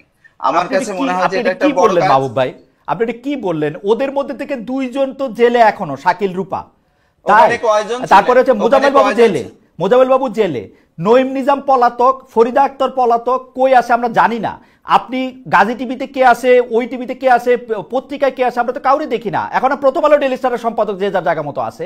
এছাড়া সমকালে এখন কে আছে? সমকালের আগের সম্পাদক কি এখন আছে? যুগান্তরে আছে আগের সম্পাদক? আমার দেশে আছে? আপনি কোন উদাহরণ দিচ্ছেন আমি বুঝতেছি না মাহবুব মোর্শেদ ভাই। আমি জাস্ট আপনি একটু আমি একটু আপনার কাছে একটু অন্য জায়গায় যাই। আমার কাছে মনে হয় যে আপনি তাসনিম খলিলের কথা একটু রাইগা আছেন, আপনি একটু রাগটা সামলান। আমারে মানুষ প্রশ্ন করতেছে, এটা অ্যানালজি টেনেছেন তিনি, সরকারের অবস্থানটা ব্যক্ত করে আমাকে হলো সরকারের কারণ আপনি পক্ষে না না, এটা তিনি অবৈধ, এটা তিনি করতে পারেন না। আচ্ছা, এটা আপনি আমার মনে যে মাহবুবের কথা বলছে। আমি একটা প্রশ্ন জবাব দিয়ে নি।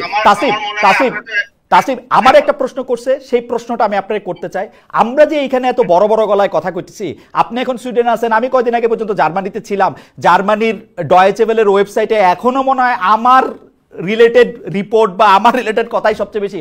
আমরা কি পারতাম দ্বিতীয় বিশ্বযুদ্ধের পর হিটলারকে সাপোর্ট করে এরকম কোনো প্রশ্ন করতে? আমরা কি পারতাম ফ্যাসিজমের পক্ষে হয়ে একটা কথা বলতে? আমরা কি পারতাম ডয়েচে ওয়েলেতে থাকতে সময় আমি কি হিটলার নামটা উচ্চারণ পর্যন্ত করতে পারতাম? এই প্রশ্নগুলি করা হচ্ছে, এইটা যদি আপনি একটু উত্তর দেন, কারণ মানে আমি আজকে মনে হয় একটু বেশি কথা বলে ফেলতেছি। আরেকটা জিনিস হচ্ছে যে, আরেকটা একটু বলি, আমরা একটা পোল করছিলাম, সাংবাদিকতার দায়িত্ব নৈতিকতা বিষয়ে আইন হওয়া প্রয়োজন। বলছেন তথ্য উপদেষ্টা জনাব মোহাম্মদ মাহফুজ আলম। প্রিয় দর্শক, এমন মন্তব্য সঠিক বলে মনে করেন কিনা? শতকরা 86% মনে করেন এটা সঠিক, শতকরা 14% মনে করেন এটা সঠিক না। 23,000 দর্শক আমাদের ভোট দিয়েছেন। জনাব তাসনিম খলিল, আমরা এত কথা বলছি, বাংলাদেশের ক্ষেত্রে আমরা যেরকম স্বাধীনতা চাই, যে হ্যাঁ যে কোনো প্রশ্ন চাই, আমরা আসলে জার্মানিতে, ইউরোপে, সুইডেনে এটা করতে পারতাম কিনা? জনাব তাসনিম খলিল। প্রথম কথা হলো যে যারা এই ধরনের কুতর্ক করে, হ্যাঁ, তারা পুরা জিনিসটা না বুঝে না জেনে করে। এক হলো গিয়ে যে দ্বিতীয় বিশ্বযুদ্ধ শেষ হয়েছে সম্ভবত 1945-এ, আর আজকে হলো গিয়া 2025। কতগুলো বছর আপনি হিসাব করেন। এবং যারা এই ধরনের মানে কুযুক্তিটা দিচ্ছে, তারা কত শো বছর আগে আটকায় আছে, মানে কোনো পরিবর্তন নাই। মানে তাদের দুনিয়ায় সাংবাদিকতার নীতি, গণতন্ত্রের নীতি, এগুলোর কোনো পরিবর্তন হয়নি, ঠিক আগে যা ছিল। না কিন্তু তাসিম একটু ছোট্ট করে যদি আপনার অনুমতি নিয়ে আমি শেষ করতে দেই। আপনি কিন্তু বিশেষ করে আপনার ইউরোপে জেনোসাইড ডিনায়াল মানে হলোকস্ট ডিনায়ালের উপর ল আছে, যেটা আবার আপনার সুইডেনে কিন্তু এটা অ্যাপ্লিকেবল না। এবং আমি আপনাদের সাথে তো ডয়চে ওয়েলে ইনভেস্টিগেটিভ ইউনিটের সাথে তো আমাদের যৌথ কাজ হচ্ছে একাধিক, দুইটা হলো, এবং হ্যাঁ একাধিক। এবং সেখানে কিন্তু আমি দেখছি যে হ্যাঁ, জার্মানিতে আপনাদের আইনগুলা সুইডেন থেকে বেশি করা। এবং আমাদের অনেক সময় এইভাবে, যেমন এই যে বিগিতা নাওমি এদের সাথে যখন কাজ করছি, আরাফাতের সাথে কাজ করছি, তো আপনার সহযোগীরা জার্মান সহকর্মীরা বলছে যে এটা তো আমরা এইভাবে বলতে পারবো। হ্যাঁ, আমি বলছি যে এটা আমি বলতে পারবো, কারণ আমার সুইডিশ আইনে এটাতে কোনো বাধা নেই। হ্যাঁ, কেন ভাই? মানে হোয়াট মেক্স দ্যাম থিঙ্ক? বাংলাদেশে যারা আপনাকে এই প্রশ্নটা করছে, তাদেরকে একটু জিজ্ঞেস করে দেখেন তো, যে জার্মান আইনটা কেন ভালো, সুইডিশ আইনটা কেন ভালো না? ওকে, আমি প্রশ্নটার মধ্যে একটু লেজ লাগাই, যে ধরেন জার্মান আর সুইডিশ আইনটা আসলে আপনি যেটা বলছেন যে এটার মধ্যে একটু কমপ্লেক্সিটি আছে। আমি 5.5 বছর ওইখানে কাজ করেও অনেক কিছু ভালো করে বুঝছি, অনেক কিছু ভালো করে বুঝি নাই। আপনি নিশ্চয়ই আরো এটা বুঝবেন। আমি এখন যে দেশে আছি সেই দেশটা কথা বলি। ডোনাল্ড ট্রাম্প থেকে শুরু করে মার্কিন কোনো প্রেসিডেন্ট কিন্তু তার পছন্দের প্রশ্নকর্তার বাইরে কোনো প্রশ্নকর্তাকে হোয়াইট হাউসের ওই গার্ডেনে আমন্ত্রণই জানান না। কখনো যদি ভুলে ভালে আমন্ত্রণ জানান, আপনি জানেন আমি কার কথা বলতেছি, 2018 সালে উনি কিন্তু তাকে বাইর করে দিয়েছেন। সিএনএন তার পাশে দাঁড়াইছে, অনেক কষ্ট করে তার প্রশ্ন করার অধিকার তার ফেরত আনতে হয়েছে। তো এটা তো মোরলেস তাই চলে। বাংলাদেশেই বা কেন চলবে না? মোস্তফা সরোয়ার ফারুকী কেন, মোস্তফা সরোয়ার ফারুকী ভালো মানুষ সহ্য করছেন, কিন্তু মাহবুব মোর্শেদ কেন সহ্য করবেন?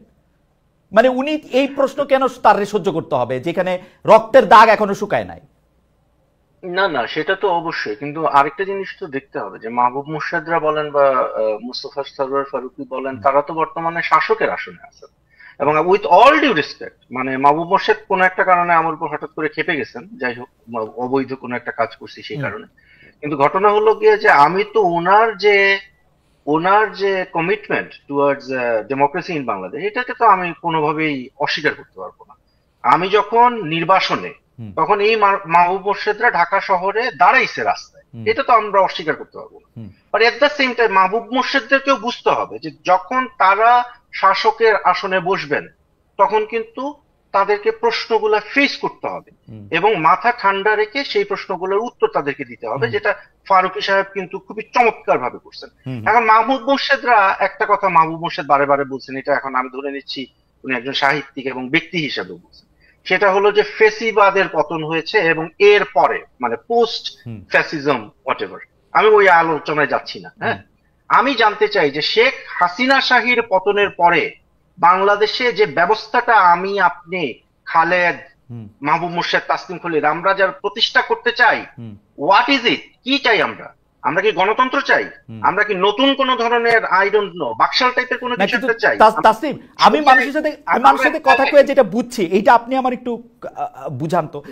আসলে আমরা এখন গণতন্ত্র চাই, কিন্তু যারা 15 বছর ধরে গণতন্ত্রের প্রতিটা প্রতিষ্ঠানকে গলাটিপা হত্যা করছে বলে আমরা দাবি করি, তাদেরকে আমরা আবার একটা প্ল্যাটফর্ম দিব কিনা গণতন্ত্র প্রতিষ্ঠান নামে, এই প্রশ্নটা অনেকে আমারে করে।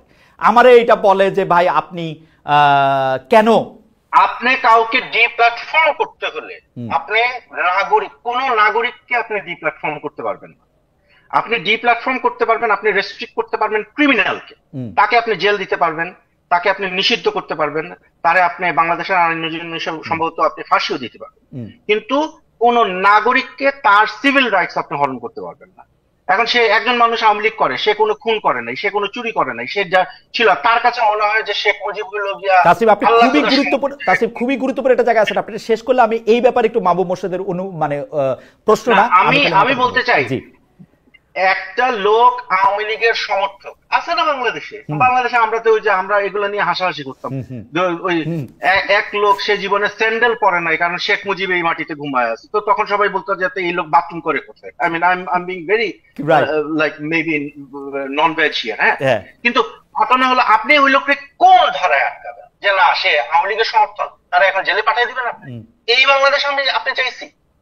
এই বাংলাদেশ তো আপনি চাইনি কেন? এর আগে আমরা দেখি নাই মানে জামাত শিবিরের কথা বলে একটার পর একটা এক্সট্রাজুডিশিয়াল এক্সিকিউশন করা হয়েছে।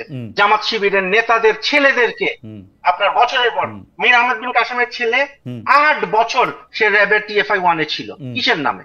যে ওরা একটা ক্রিমিনাল। আমার কথা হলো আপনি যদি কাউকে ক্রিমিনালাইজ করতে হয় আপনি আইনের মাধ্যমে করবেন। আপনার একটা কথায় আমার আপত্তি আছে, আপনি বলছেন যে ওইটাকে প্রশ্ন করারে অবৈধ করে দেন, আমি আইন বানায় অবৈধ করে দেন, আমি সেই আইনের বিরুদ্ধে দাঁড়াবো, ঠিক আছে? কারণ আমার গণতান্ত্রিক পদ্ধতি হলো আপনি গণতান্ত্রিক আইনের মাধ্যমে আপনি মানুষকে কার্টেল করতে পারেন। এখানে বাংলাদেশে আমরা তাইলে চাচ্ছিটা কি? আমরা আরেকটা শেখ হাসিনারে বসাবো এখানে, আরেকটা শেখ হাসিনা বানাবো? তাসনিম, আমরা একটু খুব দ্রুত প্রশ্নগুলির মধ্যে আসি। যারা মাহমুদ মোর্শেদ, আপনি যদি এটা অ্যাড্রেস করেন যে আমরা আসলে কারো সিভিল রাইট হরণ করতে পারি কিনা, যে প্রশ্নটি তাসনিম তুললেন এখন। না, আমরা অবশ্যই কারো সিভিল রাইট হরণ করতে পারি না। যারা সাংবাদিকতা করছে তাদের রাইট হরণ করতে পারি না। যারা কোনো একটা মতাদর্শ ধারণ করার জন্য তার রাইট হরণ করতে পারি না। কেউ যদি আওয়ামী লীগ করে এবং সে যদি নিরপরাধ হয় তার রাইটও হরণ করতে পারি না। কিন্তু যে হত্যাকারী, যারা এই যে জুলাই আগস্ট মাসে এতগুলো হত্যাকাণ্ড ঘটিয়েছে, যারা এর আগে অসংখ্য গুম খুন এইগুলো ঘটিয়েছে, তাদের বিচার হতে হবে, শাস্তি হতে হবে এবং তাদের সহযোগীদের বিচার হতে হবে এবং যারা তাদের পক্ষে দীর্ঘ 15.5 বছর ধরে সম্মতি উৎপাদন করেছে, তাদের পক্ষে ন্যারেটিভ তৈরি করেছে, তাদের বিচার হতে হবে। মাহবুব মোর্শেদ, আমার একটা এক সেকেন্ড জনাব খলিল, এক সেকেন্ড আমি ভুলে যাব একটা সেকেন্ড। জনাব মাহবুব মোর্শেদ, আপনি কি মনে করেন যে 3 সাংবাদিক চাকরিচ্যুত হয়েছেন তারা গত ফ্যাসিস্ট সরকারের সময় সম্মতি উৎপাদকদের মধ্যে কেউ ছিলেন? মানে ওনাদের প্রশ্ন ফলো করলেই আপনি বুঝতে পারবেন যে তারা শেখ হাসিনাকে 1 নাম্বার হলো হত্যাকারী মনে করছে। ওকে, আপনি মনে করতেছেন তারা ওই বিগত রেজিমের সম্মতি উৎপাদকদের মধ্যে ছিলেন? না, বিগত রেজিমে ওই প্রেস কনফারেন্স আপনি অ্যানালাইজ করেন, তারা মনে করছেন শেখ হাসিনা না, তারা হত্যাকারী প্রশ্ন নয়। করছেন, তারা মনে করছেন না, কিন্তু করছেন তারা প্রশ্ন করছেন। দুই জিনিস। প্রশ্ন কিন্তু তারা মতামত দিচ্ছেন, যে তারা আর্গুমেন্ট করছেন, তারা বিতর্ক ওকে, করছেন। আমার মনে হয় আমার আর এটাকে কিছু আপনি আমার প্রশ্ন এবার খলিল বলেন। আমার প্রশ্নটা জি, এখানে, খলিল বলেন। আমার জি, প্রশ্নটা এখানে। জি বলেন। আবু মোর্শেদ, আমি যতদূর জানি আপনি গণতন্ত্রে বিশ্বাসী একজন মানুষ, আইনের শাসনে বিশ্বাসী একজন। যখন শেখ হাসিনাকে কোনো দিন কালে, মানে কোনো কালে যদি শেখ হাসিনাকে বাংলাদেশের কোন একটা আদালতে হাজির করা হয় এবং সেখানে তাকে ডিফেন্ড করে, তার তো এজ এ একিউজড, তার তো ডিফেন্স পাওয়ার অধিকার আছে। আমি মনে করি যে আপনারা এখনো এটা অস্বীকার করবেন না। তখন যদি তার উকিলরা বলে যে উনি একটাও খুন করে নাই, বাংলাদেশে 1400টা লোক মারা যায় নাই, তাইলে কি আপনারা ওই আইনজীবীর অধিকারটাও হরণ করবেন? জনাব আবু মোর্শেদ, দেখেন উকিলের পেশা একটা, সাংবাদিকতার পেশা একটা। সাংবাদিকরা যখন উকিলের ভূমিকায়, শেখ হাসিনার উকিলের ভূমিকায় অবতীর্ণ হয়, সেটাকে আমি সাপোর্ট করব না, কিন্তু উকিল যখন উকিলের ভূমিকায় অবতীর্ণ হবে সেটাকে সাপোর্ট করব। ওকে, উনার বক্তব্য পরিষ্কার, আমি এটা নিয়ে আর কথা বলতে চাই না। সাংবাদিকরা উকিলের ভূমিকায়, ওকে ফাইন। আমার মনে হয় যে আমার মনে হয় যে আমি একটু মুভ অন করি, কারণ এটা আসলে কোথাও যাইতেছে না। আমাদের দর্শকরা মনে করতেছে যে কোনো কারণে মানে আমি অনেক বেশি শেখ হাসিনার প্রতি আমার মানে কোনো, আমি জানি না। হাওয়েভার, আমরা একটা প্রশ্ন করতে চাই জনাব তাসনিম খলিল আপনাকে। 5 আগস্ট থেকে আমরা একটা স্পেশাল জায়গা দেখতেছি ক্যান্টনমেন্ট নিয়ে। কারণ হচ্ছে সেনাবাহিনীকে নিয়ে, ধরেন আমার আর আপনারও আসলে সেনাবাহিনী নিয়ে প্রফেশনাল আলাপ হয়েছে, কোন সেনাপ্রধান আসলে কি করতেছে, কি এটা করতেছে। আপনি কি কোনো চেঞ্জ দেখতে পান এই সরকারের সময় সেনাবাহিনী রিপোর্টিং এর ক্ষেত্রে? যেমন আমি 2-3টা জিনিস দেখি। যেমন মনে করেন, আমি দেখি এই সরকারের আমলে নিযুক্ত একজন সাংবাদিক কাজ করতেছে কিনা, বা একটা পুলিশ ওসি ইন্সপেক্টর কোথাও কাজ করছে কিনা, সেইটা নিয়ে খুঁজে বাইর করে একটা প্রশ্ন তোলা হয়। কিন্তু স্বয়ং সেনাপ্রধানই শেখ হাসিনার নিযুক্ত একজন, তো ওইটা নিয়ে খুব বেশি প্রশ্ন তোলা হয় না। অনেকগুলি ক্ষেত্রে আপনার লেখা রিপোর্টে বা কিছুটা জুলকারনাইল সায়েরের ইয়াতে আমি দেখেছি যে অনেক গুরুত্বপূর্ণ পদে সেনাবাহিনীর সদস্যরা বসেছিলেন আরেকটা লম্বা সময় পর্যন্ত, সেগুলি নিয়েও আসলে বড় কোনো কথা হইতে দেখি না। আমরা একটা বড় আফসোসের জায়গা ছিল যে আর্মিকে আমরা অনেক বেশি জবাবদিহি করতে পারি না, যদিও চাই, যখন আর্মি আবার রাজনীতিতে করতে চায়। এইটা কি একটু ইমপ্রুভ হয়েছে? আপনি কিভাবে দেখেন ব্যাপারটা আসলে? এটা তো একদিনে ইমপ্রুভ হবে না, এটা আস্তে আস্তে ইমপ্রুভ হবে। আমার কাছে মনে হয় যে এখন যে ঘটনাগুলো ঘটতেছে সেগুলো কিন্তু আমরা মানে হঠাৎ করে পরিবর্তন করে ফেলবো, এটা মনে হয় যে খুব একটা স্মার্ট হবে না চিন্তা করাটা। আবার এই যে ফ্রাস্ট্রেশনটা মানুষের মধ্যে, যে পরিবর্তনটা হলো কই, এটাও কিন্তু খুবই হেলদি। মানে আপনার মধ্যে যে প্রশ্নটা আছে না, বা একটা ফ্রাস্ট্রেশন আছে না, যে আচ্ছা আসলে কি যথেষ্ট করতে পারলাম কিনা, এই যে স্পৃহাটা মানে এখন আছে, সেটা খুবই হেলদি আমি মনে করি।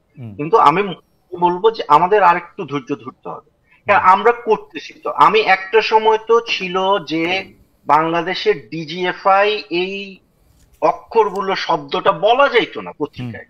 হ্যাঁ, এখন আমরা কি করতেছি, এখন আমরা পত্রিকায় দেখি যে ডিজিএফআই এর গোপন বন্দিশালায় ইউনূস সাহেব গেছে, সাথে আমাদেরকে নিয়ে গেছিল, এবং ওইখানে আমরা এই যে আয়নাঘর যেটা, হ্যাঁ জেআইসি যেটা ছিল, সেখানে আমরা গেছি, ডিজিএফআই এর নাম নিয়ে মানুষ কথা বলতেছে, ফেসবুকে গালি দিয়ে একেবারে মানে ভরায় ফেলতেছে আর্মি। হ্যাঁ, এবং আমি নিজে, আমাকে ধরেন, আমার সম্ভবত নেত্র নিউজের একটা সাম্প্রতিক একটা রিপোর্ট, কিছু মানুষের মনে হয়েছে যে এটা আর্মির পক্ষে গেছে। হ্যাঁ, এবং এরপরে শুরু করছে যে আমিও এখন আর্মির দালাল, হ্যাঁ, বা আমিও এখন ডিজিএফআই এর মানে অফ অল পিপল। সো বা এটা আস্তে আস্তে হচ্ছে, আমি এটাকে খুবই পজিটিভলি দেখি। বাট এখানে আমাদেরকে একটা জায়গায় খুব শক্ত থাকতে হবে, সেটা হলো যে যারা সম্পাদক আছেন এবং মালিক পক্ষ আছেন, তারা যেন তাদের সাংবাদিকদের যে অধিকার, প্রশ্ন করার, অনুসন্ধান করার অধিকার, এটা যেন তারা নিজে হরণ না করে। রাইট। জনাব আবু মোর্শেদ, আমরা গত 15 বছরে, স্পেশালি শেখ হাসিনার সময়টাতে, পুরোটা সময় মানে এখন আমরা কইলে তো কারে কারে কওয়া হয়, আমার কথাই কন। আমি বাসসকে নিয়ে অনেক হাসাহাসি করছি, কারণ আমার কাছে মনে হতো যে অ্যাবসলিউটলি নিউজ ফ্রি একটা কোনো কিছু যদি দেখতে হইতো সেটা বাসসকে দেখতে হইতো, কারণ এর মধ্যে কখনোই কোনো নিউজ থাকে না। মানে এইটা নিয়ে একটা হাসাহাসি এরকম ছিল যে বাসসের সাংবাদিকরা আসলে অন্য পত্রিকা পড়ে নিউজ জানতো আসলে কি হইতেছে, মানে এর বাইরে খবরের এইটা কি চেঞ্জ হয়েছে একটু? আমার ফ্রাস্ট্রেশনের জায়গাটা বলি, আমার কোনো ঝামেলা নাই, আপনি চেঞ্জ হইেন না বা হন, কিন্তু আমি এখনো প্রথম 3টা নিউজের মধ্যে 2টা নিউজ দেখতে পাইতেছি ডক্টর ইউনূসের নিয়ে, এবং আমার কাছে এইটাও অ্যাবসলিউটলি নিউজ ফ্রি একটা জায়গা মনে হইতেছে। এটা কি আমার ভুল আমি জানি না, মানে আপনি আপনি কি ফিল করেন? মানে আমার কাছে মনে হইতেছে যে বাসস না পড়লে আমার নাও হয় আর কি, চলে আর কি, বাসস না পড়লে আমার চলতেছে। আপনি কি ফিল করতেছেন বলেন তো? আপনি আসার পর আমরা একটু আশান্বিত হয়েছিলাম। আচ্ছা, আমি যেটা বুঝতে পারছি যে আপনি সময়ের অভাবে আসলে বাসসে বোধহয় নিয়মিত ঢুকতে পারেন না, এটা বুঝতে পারছি। সেটা হলো যে আম, আমরা 17 আগস্ট থেকে 18 আগস্ট থেকে কাজ শুরু করার পরে আমরা এ পর্যন্ত বাংলাদেশে বোধহয় একমাত্র সংবাদ মাধ্যম যেখানে হলো জুলাই গণঅভ্যুত্থানের শহীদদের উপরে ইন ডিটেইল এবং খুবই রিমোট এরিয়াতে গিয়েও আমরা 750 রিপোর্ট প্রকাশ করেছি। তো এই রিপোর্টগুলো আছে, ওয়েবসাইটে আছে। এবং আপনি খুব জানেন যে বাসসে হলো, বাসস মূলত ইংরেজি সার্ভিস, এটা পরে বাংলা সার্ভিসটা এখানে অ্যাড হয়, যেটা পুরোপুরি যে বাংলা সার্ভিস তৈরি হয়েছে তা না, এবং অনেক পরে এসে কিন্তু ওয়েবসাইটটা তৈরি হয়েছে। তো ওয়েবসাইটটা আমি আসার পরে দেখলাম যে এখানে লোকবল একদম ছিলই না, এবং এটা আপডেট করা বা এগুলোর দিকে, এটা মূলত সার্ভিস। ওয়েবসাইটটা পরে তৈরি করা হয়েছে এবং ওটা একদম একভাবে পড়েই ছিল। পরে এখানে আমরা ওয়েবসাইটটা চালু করেছি এবং নিয়মিত আপডেটের ব্যবস্থা করেছি। আরেকটা ব্যাপার হলো যে এখানে এভারেজে নিউজ যে যেত, আমরা বিরোধী দল বা ধরেন অন্যান্য বিরোধী দল না, অন্যান্য রাজনৈতিক দল, সরকারের পাশাপাশি সব রাজনৈতিক দলের নিউজ এখন প্রকাশ করছি এবং সরকারের সমালোচনাগুলো প্রকাশ করছি। এবং সরকারের একই সমালোচনা, সঙ্গে সরকারের সমালোচনা তাইলে মনে হয় আমি আসলেই যারা, দেখি না বাসস অনেকদিন। কোথায় বলেন তো? আচ্ছা আমি আমি আপনাকে লিংক পাঠিয়ে দিব, তাহলে হয়তো না, যেমন বুঝতে যেমন পারবেন। ইন্টারেস্টিং ইন্টারেস্টিং মাহবুব ভাই, ইন্টারেস্টিং কিরকম? যেমন ধরেন আমি এখন ওয়েবসাইটটা খুলা, আপনি আসার আগে ওয়েবসাইটটা খুলে রাখছিলাম, এখন দেখতেছি এক নজরে 4টা নিউজ, 4টা নিউজের মধ্যে 3টা প্রধান উপদেষ্টার। এগুলি কি ডক্টর ইউনূস বলে দেন আপনাদের যে 3টা রাখবা? না, কারণ এই 3টার মধ্যে আমি সম্পাদক হইলে একটাও রাখতাম না। কারণ আপনি আপনি যে এটা ইচ্ছা করে রাখছেন এটা আমার মনে হয় না। আজকে আপনি হলো যখন ইয়েতে যাবেন, আপনি দেখবেন যে আজকে বিএনপির একটি বড় সমাবেশ হয়েছে নয়াপল্টনে, এবং সেখানে কিন্তু সরকারের যথেষ্ট সমালোচনা হয়েছে। সেই সবগুলো নিউজ কিন্তু বাসসের ওয়েবসাইটে আছে। এবং আপনি জানেন যে আমরা আমরা মূলত যেটা হয় যে আমরা যেহেতু অফিসিয়াল ভাষ্যটা তৈরি করার একটা ট্র্যাডিশন এখানে আছে, ফলে আমরা যেটা বেসিক্যালি এটা ইংরেজি নিউজ পেপার গুলোতেই নিউজ সার্ভিস গুলো দেওয়া হয়ে থাকে। এবং আমাদের প্রোডাকশন যে আগে যেখানে হলো বাসস এভারেজ ধরেন সারাদিনেই হয়তো 70-80টা নিউজ প্রডিউস করতো, সেখানে আমরা কিন্তু অন্যান্যদের সাথে প্রতিযোগিতা করে এটাকে 200-250 নিউজে নিয়ে গেছি। এবং এখানে ধরেন বিএনপি, জামাত, এনসিপি থেকে শুরু করে, যেটা বাসসের ইতিহাসে কখনোই ছিল না, এই নিউজগুলো আমরা প্রকাশ করি। এখন আমি তো ধরেন আজকের উদাহরণটা দিলাম যে নয়াপল্টনের সমাবেশের নিউজ আপনি এখানে কিন্তু খুব ইজিলি খুঁজে পাবেন। আর আপনি যেমন ওয়েবসাইট দেখতে পাচ্ছেন, আমি এখন এই মুহূর্তে ওয়েবসাইট দেখতে পাচ্ছি না, কারণ আমি ল্যাপটপ খুলি নাই।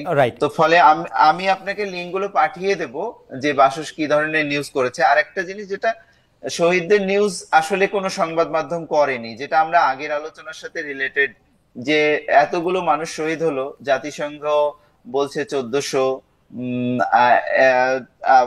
নানান ধরনের লোকালি অনেক গবেষণা হয়েছে, কিন্তু আমরা কিন্তু কোনো বাংলাদেশের কোনো সংবাদ মাধ্যমকে দেখিনি যে তারা ধারাবাহিকভাবে যাত্রাবাড়িতে কারা আসলে শহীদ হয়েছেন, কারা ফাইটটা করেছেন, এগুলো করে নাই। আমরা কিন্তু এটা করেছি। ওকে, আমি একটা প্রশ্ন, আমি একদম শেষ পর্যায়ে চলে আসছি, সুতরাং একটা প্রসঙ্গ আমি তাসনিমকে দিয়ে শুরু করতে চাই, এটা জনাব মাহবুব মোর্শেদের একটু মতামত শুনবো। সেটা হচ্ছে যে আমরা দেখতে পাচ্ছিলাম যে বিডিআর নিয়ে যে কমিশন হয়েছে, বিডিআর হত্যাকাণ্ড নিয়ে যে কমিশন হয়েছে, তার মেজর জেনারেল অবসরপ্রাপ্ত ALM ফজলুর রহমান একটা ফেসবুক পোস্ট দিছেন, যে এই পোস্টটা অনেকটা এরকম যে সেভেন সিস্টার দখল করে নেওয়া সংক্রান্ত, ভারত পাকিস্তানের আক্রমণ করা সংক্রান্ত, যেইটা আবার প্রধান উপদেষ্টা প্রেস সচিবকে বলতে হয়েছে যে এইটা এটা তার নিজস্ব মতামত, এই মতামত যাতে গভর্নমেন্টের মতামতের সঙ্গে মিলিয়ে না নেওয়া হয়। এই ব্যাপারে একটু আপনার মতামত শুনবো। মানে মানে ব্যাপারটা কেমন আসলে? একজন গুরুত্বপূর্ণ পদে থাকা একজনের কি ব্যক্তিগত মতামত দেওয়ার অধিকার নাই, মানে তার সোশ্যাল হ্যান্ডেল ব্যবহার করে, এবং সেইটা দিলে গভর্নমেন্টের উপর কি আসলে একটা চাপ সৃষ্টি হওয়ারও একটা সুযোগ আছে কিনা, এটা কিভাবে দেখেন? যারা মাহমুদ সাহেব, আপনিও নিশ্চয়ই অ্যাওয়ার অফ আছেন, আপনাকে দিয়ে আমরা একটু শেষ করবো প্রসঙ্গটা। আমরা একটু তাসনিমকে একটু শুনি।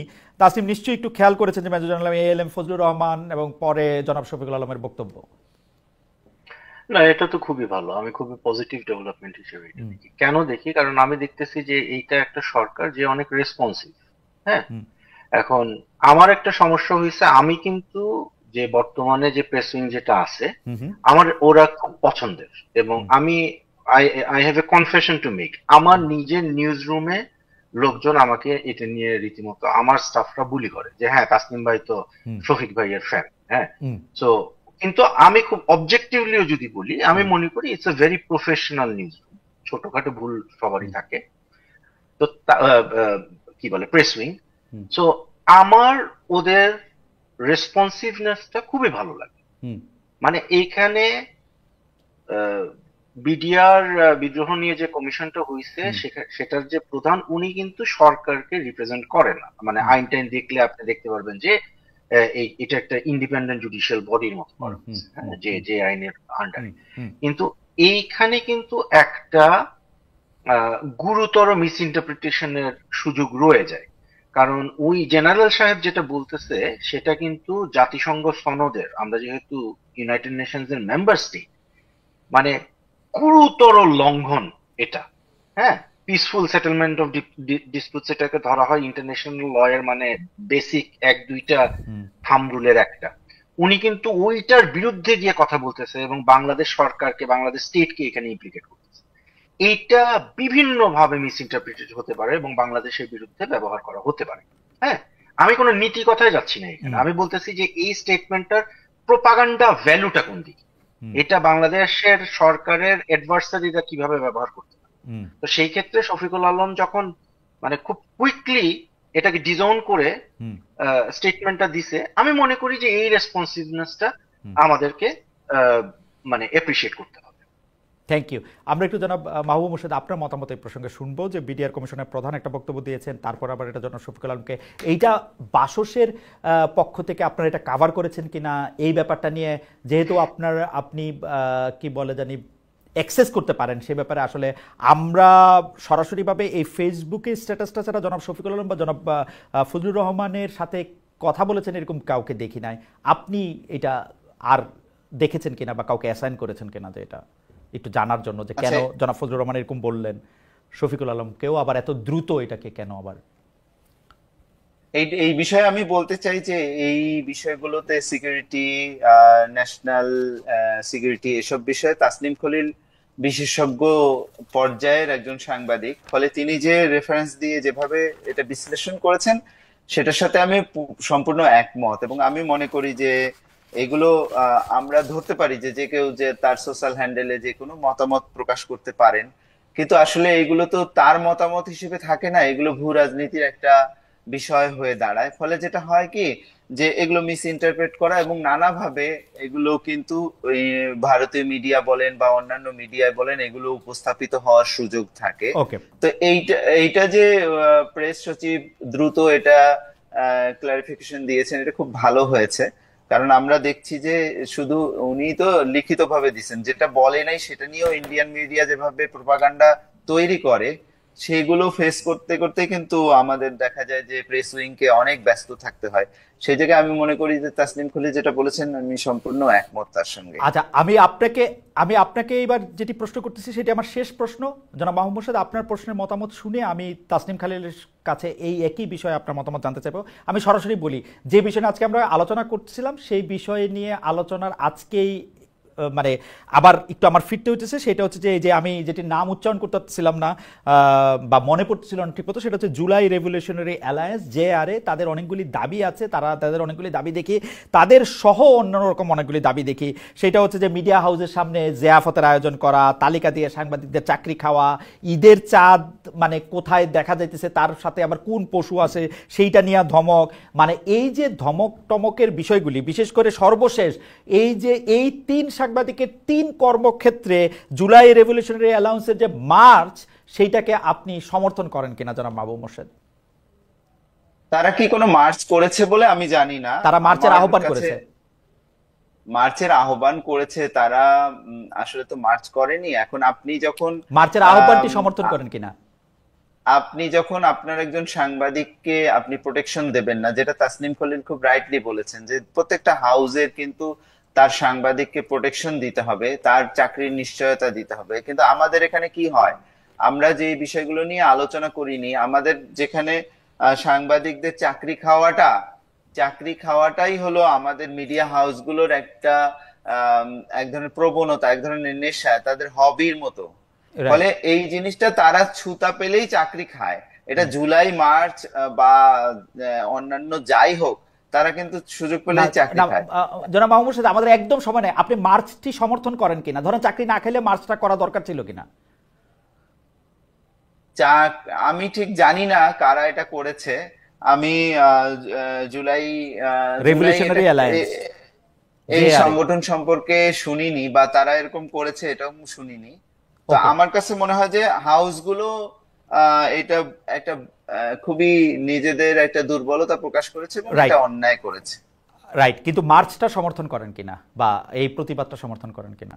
আচ্ছা, ওদের দাবিগুলো পড়ে নিশ্চয়ই আমি ফোনে আপনাকে জানিয়ে দেবো যে সমর্থন করি কিনা। জনাব মাহমুদ মোর্শেদ, আপনাকে ধন্যবাদ। জনাব তাসনিম খলিল, আমরা একদম শেষ মিনিটে আপনি যদি বলেন যে আপনি এই ধরনের দাবিগুলিকে আপনি সমর্থন করেন কিনা বা আপনি গুরুত্ব দেওয়ার দরকার মনে করেন কিনা, বা উল্টাভাবে যদি আমি প্রশ্ন করি, যদি আপনি সমর্থন না করেন, যদি এগুলি আইনানুগ না হয়, তো সরকারের উচিত সেগুলি প্রতিহত করা কিনা?